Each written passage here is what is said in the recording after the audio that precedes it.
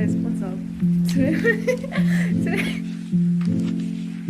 Hey guys, today I'm going to be reacting to a video on a topic that's not very political. Wait, before you take marks off, I'll make it into one. Today I'll be responding to a video that's really close to home for me. What you know about me is I love theme parks. I love roller coasters and I love Canada's Wonderland. The title of the video that I'll be reacting to is Canada's Wonderland Sucks, and I love it, by Theme Park Avenue. I react to this video because hearing that my favorite theme park sucks was kind of... the actual video brought up, I kind of agree with it. I brought this issue up. The reason that it's so important to me is that Canada doesn't have any theme parks. I have a lot of theme parks, but Canada's Wonderland is definitely by far the biggest and most populated. I do love Wonderland and it is my home park. So the fact that there are so many issues with it really concerns me.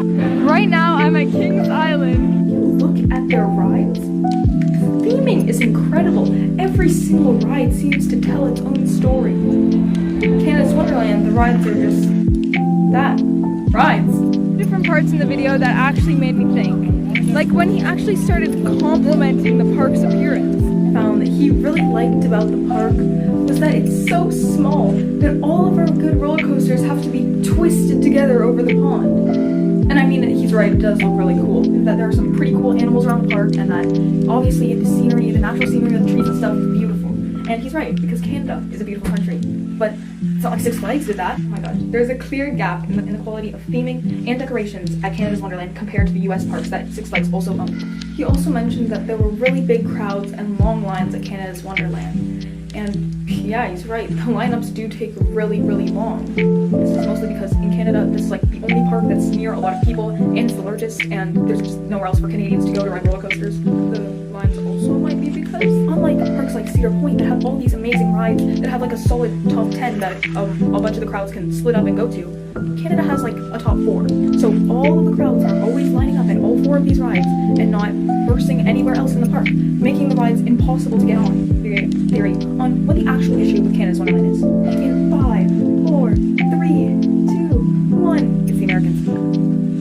But it is the American company Six Flags that there is an apparent lack of funding for Canada's Wonderland compared to some of the other US Six Flags parks. Especially weird because Canada's Wonderland is on record for being one of the highest grossing Six Flags theme parks. Who's getting the most money? Then why doesn't our park have a UFO or just as good theming as the other United States parks? It has some of the largest crowds and makes some of the most money out of any other theme park.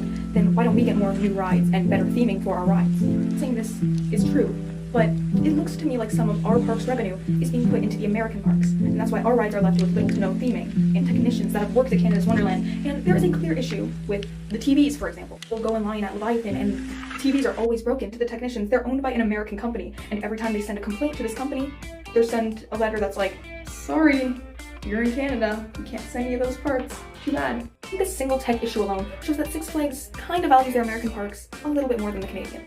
Has 5 large working TVs in a single room for a single ride. We have barely any working TVs anywhere in our park. All these American parks always get these updated epic features, and we don't. Well, sadly, this is not a governmental issue because Six Flags is a privately owned company and Canada's Wonderland is owned by Six Flags. A topic that I'm personally passionate about, and it's not really that connected to the government of Canada. The only way this connects to the government at all is because it still has to follow bylaws like noise and zoning, but that's about it. No. The real issue is economic globalization and resource distribution. This American company set up a spot in Canada to help them make money, but they're not giving the place in Canada as much resources as the other places in the US. And while that it's not illegal by any means, I still think it's an issue that we should be fighting for. Us as Canadians have the power to solve this without any government assistance, with civic expression and community organizing.